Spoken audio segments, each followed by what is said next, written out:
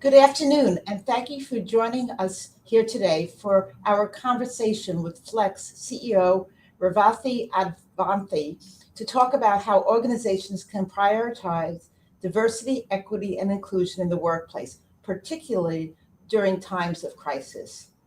Revathi leads Flex, a Fortune 500 manufacturing company.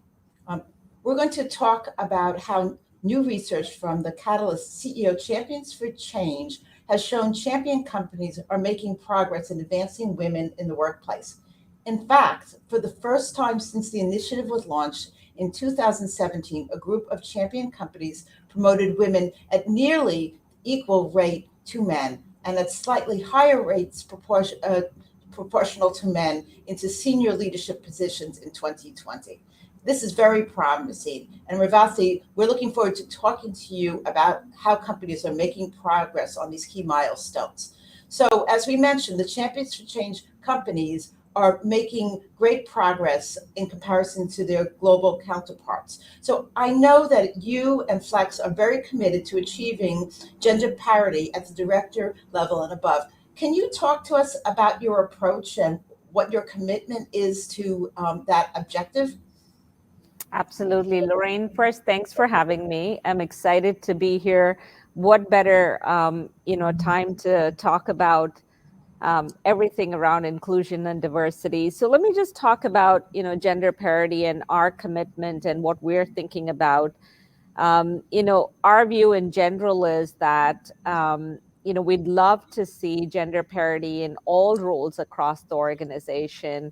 And definitely in leadership roles, we want to see continued change and movement towards gender parity. I always say, why not, right? I mean, women are 50-50 in the world in terms of population. So let's work towards getting there.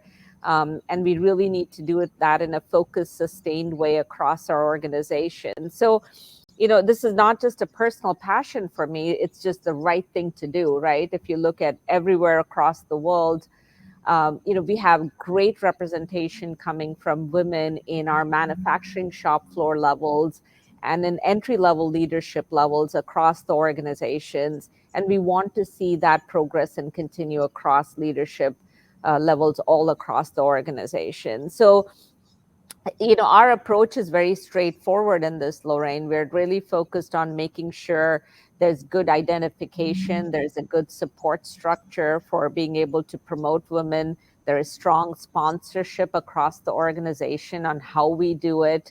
So our entire focus is around making sure we hold our organization accountable for getting to those results.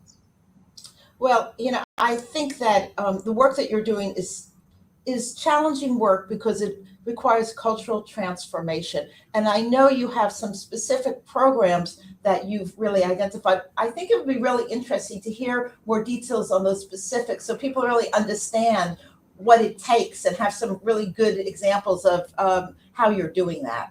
Oh, I'd love to share. I love to share. I feel so passionately about this because, to change diversity and representation in organization, first your culture has to change, right? Because it's not going to happen if your culture is not inclusive, if the culture of your company and your organization doesn't understand how important this goal is. So at Flex, we introduced something called ways of working. Very, very simple concept, right? Everyone from the shop floor to the C-suite executive all have the same rules in terms of how we want to work. And we have very simple principles on our ways of working. Something like kind of respect and value each other, right? Doesn't matter where you're in the world, whether you're in Poland, whether you're in Malaysia, wherever you're in the world, it's a very simple concept, right? Respect and value each other. Doesn't matter what your gender is, doesn't matter what the color of your skin is, doesn't matter what your religious leanings are. It doesn't matter. We should be able to respect and value each other. We talk about learn and adapt. Everything is changing in the world every single day. So let's just learn and adapt, whether it's learning and adapting from a cultural standpoint, whether it's learning and adapting, in terms of workplace environment. We just want to be able to learn and change every single day. our one of our principles is about collaborate and share openly. Now, collaborate is an overused word sometimes, many times, right? But just sharing openly your views, your thoughts, doesn't matter. It's about the culture of the organization or about how that equipment is working. We want to be able to do that. And then we want to honor our commitments, whether it's our commitments around gender parity or whether it's our commitment to our customers. We want to just meet our commitments. So our ways of working are 4 simple principles everyone across Flex needs to know and really understand what it means to them. And what we did is really every quarter we've been rolling out kind of one way of working. Leaders across the organizations are talking about it. We're making it something that everybody understands. We give real life stories and examples of, kind of what this means to us. We do kind of CEO awards around kind of, your values and your ways of working. So we're really talking about this in every single forum we have. It's our way of connecting our 160,000 employees. And so very simple concept, but my view is that I show up to work because I love the people I work around, right? I enjoy them as people. I enjoy them as colleagues. And our ways of working just kind of promotes that acceptance and understanding and that respect for each other. And we think that that's the beginning of every journey around diversity and inclusion. Well, it's great to hear the passion you have. And, actually, Catalyst shares a couple of our values. Collaboration and respect are similar values. So I can relate also to the challenge to have 160,000 employees in countries all over the world, many of them on the manufacturing shop floor where, communications is difficult to do that. So I applaud that. You also have another program called She Leads. And maybe we can talk a little bit more about what's involved in that, because that specifically gets at how do we advance women to achieve your parity objective. Yes, I just love the tagline, She Leads also, right? Doesn't it just sound so cool? That makes the hair stand up on my hand, just talking about like She Leads. But it's a very simple concept. It's a program focused about building leadership in women. It's a 9-month intense program. And we have, women across the company applying to, be in the program and really focused on all aspects of leadership, right? Because Lorraine, you know this well, and, Catalyst has done so many studies around women in leadership roles, right? It's, there are many aspects of women in leadership, whether it is about the personality we bring to the doorstep, about how we treat people, about are we too strong in some case or not speaking enough in others. And we believe that the She Leads program builds every aspect of what does it, apply to be a leader. How do you think about strategy? How do you execute every day? We do real projects that, our team of women who go through this program participate in, and they really present to game-changing programs to the executive leadership of the team. So we make it really challenging, for women in this program to love to come into it and come out with a better version of themselves for their organization and for themselves, right, as people. And I tell our She Leads team this all the time, is like, we all were beneficiaries of programs like this, right? And the most important part that we got out of those programs are the cohorts, the networking, the people, the friends that we made through these, who have been supporters and sponsors of this across our journey. So for me, She Leads, it's all about, let's just help, the women across our company be better, stronger leaders. What do we have to do to help them? And it's a very intense 9-month program, highly coveted across Flex. And we'd love to do kind of more and more of that. Well, one of the things that I've found with the Catalyst Champions for Change is their commitment at the top, their leadership, and their intentionality. You're talking about the level of involvement and commitment that you have, and that passion reflects across the whole organization. It allows a real commitment to these programs so that you can really affect change. So I just listening to you, I think has been very valuable to just understand what it really takes to have the intentionality to make those changes. Before we go on, I just want to remind our audience that I'm here with Flex CEO Revathi Advaithi, and we're talking about prioritizing workplace equity. So, Revathi, another aspect of our report that we're proud of is that 1/3 of the board of directors seats at Champions for Change companies are women, and that compares to 26.5% in Fortune 500 companies, which, by the way, is a record high in itself. We've made a lot of progress on that number over the last few years, and particularly this year. And I know you also sit on the Uber board, and you're, of course, on the Catalyst board and the Flex board and the MIT Presidential CEO Advisory. So I'd love to get your perspective on how boards are thinking about diversity. Why is this progress happening? What are boards thinking about representation, and particularly underrepresented groups? I mean, where are we in that journey? I'd say, Lorraine, my view is, every board today is talking about, some diversity inclusion agenda, right? It is on every board's radar. If they're not talking at least once a year, they're talking several times a year. And that change from the top is the most important aspect of why you're seeing numbers starting to move. Because if it doesn't start from the board, where is it going to start, right? So I'd say every board I'm a part of, there is conversation about, representation, about equity, about what does it take to build a culture that's promoting a thriving workforce that is thinking about these issues. And it is, most boards are not doing it because it's a requirement. They're not doing it, it's because it is the cool thing to do. They're all doing it because it's the right thing to do. It definitely helps that there are more women in boards, right? Because most of us demand that these conversations happen.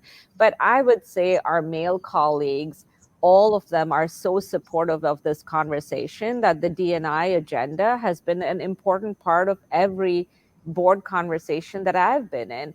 It is great that now ESG and sustainability has just become a big requirement, for investors and all stakeholders. And D&I is a huge part of every ESG agenda. And so that has also become a requirement, I would say, that's driving boards to have this conversation. And if boards hold CEOs accountable, CEOs are going to have a passion around this and have to do what's the right thing to do. So my view is that it is great that it has become an important conversation at every board. And I think it is important for boards to hold their leaders accountable for delivering this agenda, just because it is the right thing to do. We've made a lot of progress for women. I'd say the area that is still very much a challenge right now is how we get more diversity in underrepresented groups for women and for everyone. I'm wondering how you handle that at Flex and what you're seeing happening in that arena for women of color and people of color in general. Yeah, Lorraine, I think there's so much work to be done there, right? Sometimes I feel like the progress, at least on women, is accelerating to some extent. But if you think about underrepresented kind of ethnic groups, particularly if you think about Blacks in America, there's so much work to be done. At the Flex board, we have around a 45% representation. If you look at kind of our pool of directors, and then, if you look at Flex itself as an organization, we're fortunate because we are such a globally diverse group. So we get a lot of movement of people across the world, which really builds up a very diverse workforce for us. But, I want to focus on the conversation of kind of Blacks in America. And unless we have real work and real progress in how we're thinking about job descriptions, the kinds of skills that's required in terms of people we are hiring, progress will continue to be slow. So for us, we're really thinking about how do you rethink like what skills are required, right? How do you become less specific in those skills? How do you really focus on the types of people you want in different roles, which really open up our lens and our availability of the talent force in a big way. So my view is work to be done. on both the ethnic representation and including kind of, we'd love to see more kind of, Black workforce in our workforce and in our leadership teams. And I would say, again, it has to be real work and real accountability at all levels of the organization to make that happen. Well, this is such an important conversation to have right now, coming out of the pandemic. For women in particular, especially since women lost a lot of ground in the pandemic because of the sectors that they're involved in. And this is also true especially for women of color. They were in jobs that were in retail and in hospitality and in caregiving that made major losses. And then they had the burden of the unpaid labor of childcare upon them. So they're coming back a lot slower. And in many cases, the jobs have changed. We were just talking about Uber. You're on the board of Uber, how, now in this digital world, the jobs are changing. So they're all becoming more digital.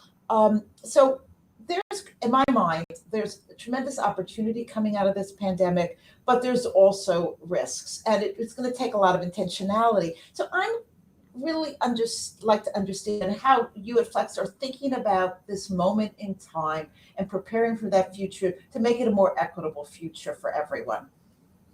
Yeah, Lorraine, fortunately for us in manufacturing and in Flex, we have a huge representation of women across our workforce, across our 160 plus thousand workforce, everywhere from the factory floor, right? 40+% of our workforce is women across the world. And, but yes, women have lost out a lot in many sectors and many jobs across the world, because of the pandemic. We have been able to increase the participation of women in our workforce, but that is not easy to do, right? Because it is harder for women to show up when their kids are at, home, and they have more accountability at home as a family during the pandemic than they've ever had before. So not easy to do. I think we have to be very thoughtful about what the future holds for women coming out of this pandemic, right? The other day I was thinking, Lorraine, if I write a letter to my kind of 25, 30-year-old self, right? And I was going through the same pandemic at that moment in time, I think my life and career would be in a whole different place, right? And the challenges that women face today, in terms of showing up to work, but having to deal with all the issues at home, it's a dual burden today, more than it's ever been. So I think unless we provide flexibility, more flexibility than we ever thought before, for women to re-participate in the workforce, it is going to be hard. So I think that's important that we're intentionally flexible in providing women the options. I think that is very, very important. I would say the second thing I do worry about, Lorraine, and we have to be very intentional on this, is as more people are flexible and more folks are working from home, what does that mean about being available and having a seat at the table? What does that mean to networking? What does that mean to making sure your name is in that next promotion list, right? Because you're working from home and you have a flexible participation. So having intentional programs to build that sponsorship and support, as most women will want more flexible working moving forward. And how do we deal with programs associated with that? So as we think about moving forward from the pandemic, I would say there has to be some shift in the kinds of programs that we're having for women. Lorraine, most people will say all the transactional things that were needed, we're doing. We're providing flexible work, we're providing mental health support, we're providing FMLA, we're providing better, maternity, paternity leave, all of that. But to me, those are just starting points, right? And we have to be more thoughtful in the kinds of support that would be required to have women participate in the workforce and then get promoted in the workforce. So I think the pandemic is going to help us reset and rethink some of the future programs that we will all be working towards. There's so many opportunities and challenges. One of the words that Catalyst has been using a lot is empathy.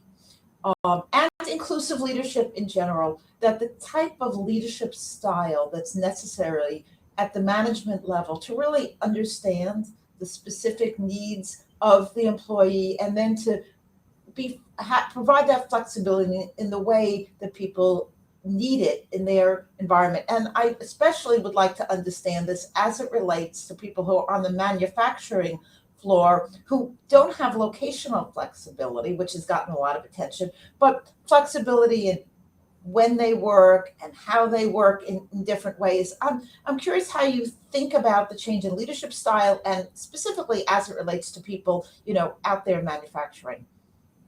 Yeah, Lorraine, I love this conversation on empathy because what I don't understand is why not, right? I mean, like, we all are human beings. We all have to respect each other. There's nothing different about you or me or anyone else. Doesn't matter how we look, how we talk, how we walk. We're all kind of similar human beings. Doesn't matter where in the world you are.